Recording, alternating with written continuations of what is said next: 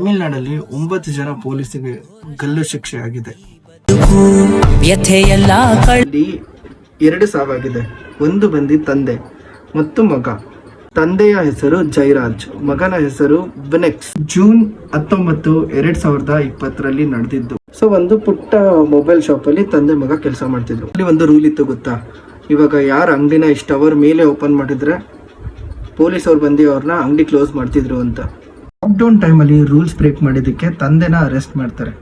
Police ಅವರು police station ಕರ್ಕೊಂಡು ಹೋಗ್ಬೇಕಾದ್ರೆ ಮಗ ವಿನೆಕ್ಸ್ ಅವ್ರನ್ನ ದೂರದಿಂದ ನೋಡ್ತಾನೆ. ತಂದೆನ ಪೊಲೀಸ್ ಅವರು ಅರೆಸ್ಟ್ ಮಾಡ್ತಾರೆ. ಅದಾದ್ಮೇಲೆ ಮಗ ಹೋಗಿ ಫಾಲೋ ಮಾಡ್ಕೊಂಡು ಪೊಲೀಸ್ ಸ್ಟೇಷನ್ಗೆ ಹೋಗಾದ್ಮೇಲೆ ಮಗ ಇಬ್ರಿಗೂ ಹೇಗೆ ಟಾರ್ಚರ್ ಮಾಡಿರ್ತಾರೆ ಅಂದ್ರೆ ಮೈ ತುಂಬಾ ರಕ್ತ ಇರುತ್ತೆ, ಅಷ್ಟು ಟಾರ್ಚರ್ ಮಾಡಿರ್ತಾರೆ. 3 ದಿನಕ್ಕೆ ತಂದೆ ಮಗ ಇಬ್ರು ಸಾವನ್ನಪ್ತಾರೆ. 9 ಜನ ಪೊಲೀಸ್, ಸಬ್ ಇನ್ಸ್ಪೆಕ್ಟರ್, ಇನ್ಸ್ಪೆಕ್ಟರ್ ಮತ್ತು ಹೆಡ್ ಕಾನ್ಸ್ಟೇಬಲ್ ಅಂಡ್ ಕಾನ್ಸ್ಟೇಬಲ್.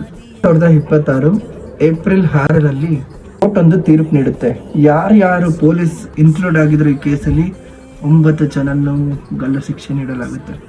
ಆ 9 ಜನದಲ್ಲಿ ಒಬ್ರು ಸಬ್ ಇನ್ಸ್ಪೆಕ್ಟರ್ 2021 ಕೋವಿಡ್ ಅಟ್ಯಾಕ್ ಆಗಿ ತೀರೋಗಿರ್ತಾರೆ. ಇನ್ನು 8 ಜನಕ್ಕೆ ಗಲ್ಲು ಶಿಕ್ಷೆ ಆಗಿದೆ.